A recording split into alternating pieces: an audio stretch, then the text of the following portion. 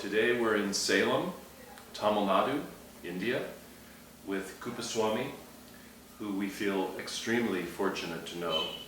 He is a great scholar of the Siddha Tradition of India, and we've learned so much from him about the Siddhas. Kuppaswamy, when Tara and I travel in America, we attempt to educate Westerners about the Siddhas of India. Last year we traveled for 10 months and we gave over 150 presentations from coast to coast to over 3,000 people. The reason we did that is we feel passionately that it's vital, actually, for Westerners to know about the Siddhas, that there's an urgent need for Westerners to understand the Siddhas. And the reason we feel that way is we're very aware, as most people are, that there are major problems facing humanity, major problems that have to be solved. Things like running out of food, running out of clean water, overpopulation, climate warming, and the big one, running out of oil. And, as we all know, hatred amongst people, wars that cause suffering. And we feel that the reason people need to know about the Siddhas is that the Siddhas demonstrate to us what we are capable of becoming, both individually and collectively.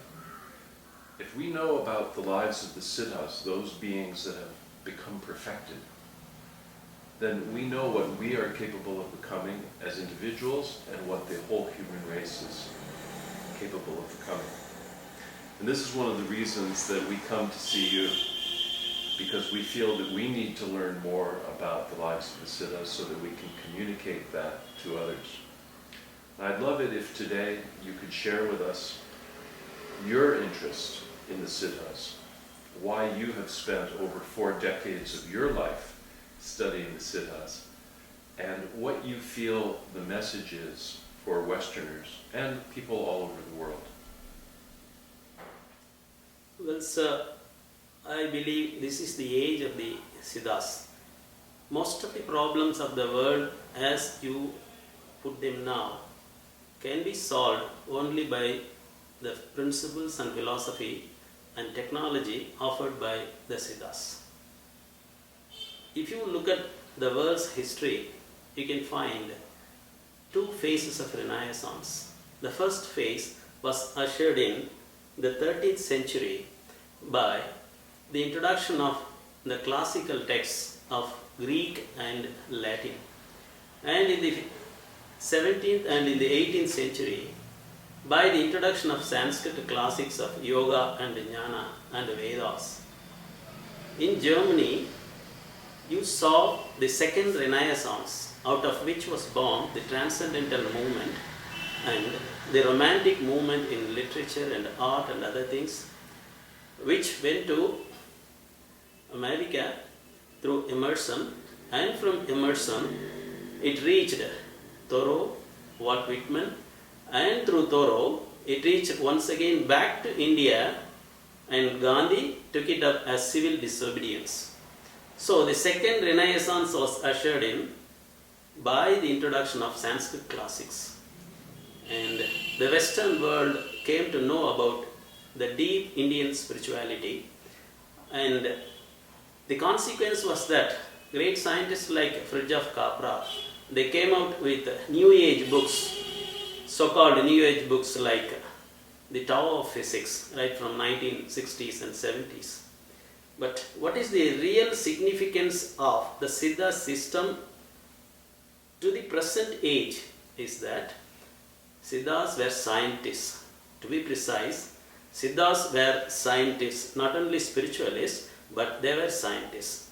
They started with the matter as science, Western science, starts with.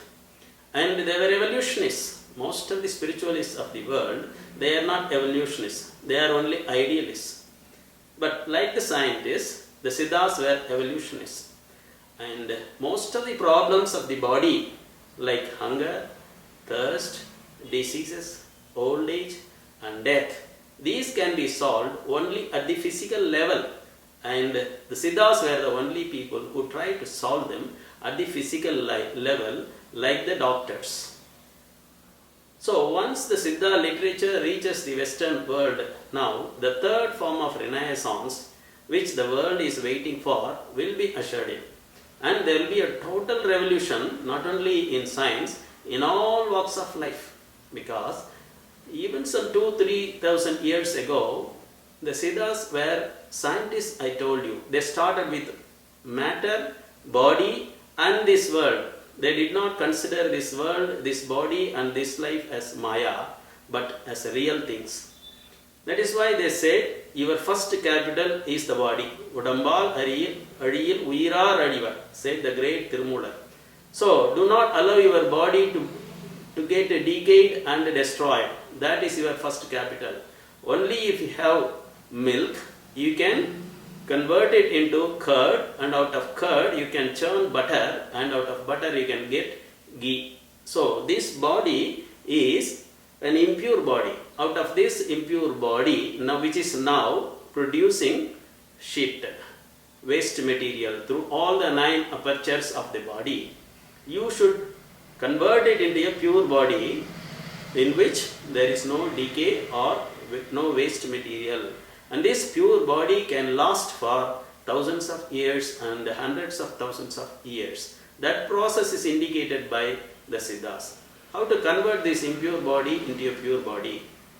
By taking in foods recommended by the Siddhas, by taking herbs recommended by the Siddhas, by opting for the elixir of life as recommended by the Siddhas in their texts, and they were successful alchemists. All the Siddhas were successful alchemists.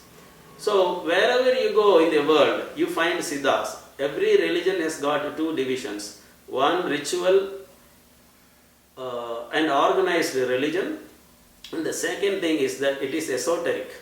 And these esoteric teachers were called Siddhas. In the Islamic tradition, they were called Sufis. In the Old Testament religion, Jewish religion, they were called Kabbalists. And in the Buddhist tradition, they were called Zen masters. And in China, they were called Taoists. In China, they were supposed to be 8 immortals. In Tibet, they were called 80 immortals, 80 Siddhas. In Tamil Nadu, we are given 18 Siddhas, 18 Siddhas. All these people were concentrating on alchemy, out of which chemistry is born, out of which atomic science is born. So all these people had known the atomic science in a crude way, without these atomic reactors and atom smashers. They were able to perform atomic science, they were able to manufacture atomic energy in their own crude way. So they were scientists. The basic premise, the foundation of modern physics is they believe only in matter. But if you want to become a man of scholar, you must know 3 things. Knowledge of matter, which is called Pasanyanam, and knowledge of spirit, which is called Pasunyanam, and knowledge of God or Padinyanam. And Siddhas were adept in all 3 forms of knowledge. And they started their knowledge with the foundation of matter. In the 20th century, in the beginning of the 20th century, Sri Aurobindo, who was well versed in Western science, he was in London in the 19th century. At the end of the 19th century, he had his education in London. He was an ICS officer. He was well versed in science and evolutionary theory. And when he came to India, he learned Vedas, Upanishads and all the lore of Vedanta. And finally, he wanted to combine together Vedantic tradition and evolutionary tradition, and he brought out his own system of yoga called integral yoga. And he said, the aim of my yoga, integral yoga, is to have a divine life in a divine body. For man to have a divine life in a divine body. This is nothing but Siddha system. when Sri Aurobindo travelled from Bengal to Puducherry, that is Pondicherry, a part of Tamil Nadu, this land of the Siddhas taught him this system of the Siddhas called to have a divine life, an eternal life in a divine body. That was why Sri Aurobindo went beyond the frontiers of Vedanta, which neglected the care of the body. And he started with the body and he said, triple transformation is possible in the human body. The body could be transformed into a divine body, the mind could be transformed into a divine mind, and the spirit could be transformed into a divine spirit, and this very world could be transformed into a divine world. So he preferred this treatment of the Siddhas to the treatment of Vedanta. After writing 2000 pages of commentaries on the Gitas, Upanishads and the Vedas, Sri Aurobindo came to the level of the Siddhas and he wanted to opt for a divine life in a divine body. And his classic Divine Life, that was one book which which impressed me much towards this philosophy. I told you Siddhas were scientists because they also build their system upon matter, and they believe that out of matter only life is born, out of life is born spirit, and out of spirit is born divine life or divinity. All these things are accepted by Sri Aurobindo in his classic The Life Divine. There are 4 kinds of matter. That is what Sri Aurobindo says, and the Siddhas also emphasize. 4 kinds of matter. Inorganic matter, like our enamel on the teeth, your hair and your nails. And there is organic matter in your body. And then finally, there is spiritual matter in your Atman. And then there is divine matter in the form of God inside your body. So, man contains all the 4 forms of matter which can be transformed one into another. This belief in the concept of progress, as it is accepted by the scientists, was accepted and acknowledged by the Siddhas some 2,000 to 3,000 years ago, even in the ancient classic of Tolkappiyam in Tamil. The great Tolkappiyar says he was an evolutionist. He says the first degree of knowledge is touch, which you find in the plant kingdom. And then the second degree of knowledge is taste, out of which this organ, tongue, grew up, developed. And the third degree of knowledge is your smell, and you have your nose from that system. And you have the 4th degree of knowledge is sight.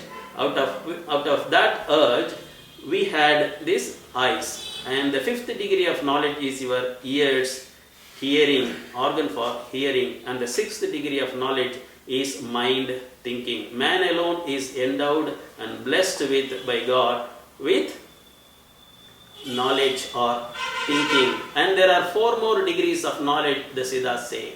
And at the 10th level, you have got divine knowledge of God Himself, the absolute consciousness of God Himself. So, the Siddhas were pure scientists, and they applied their science not only in spirituality, in all walks of life.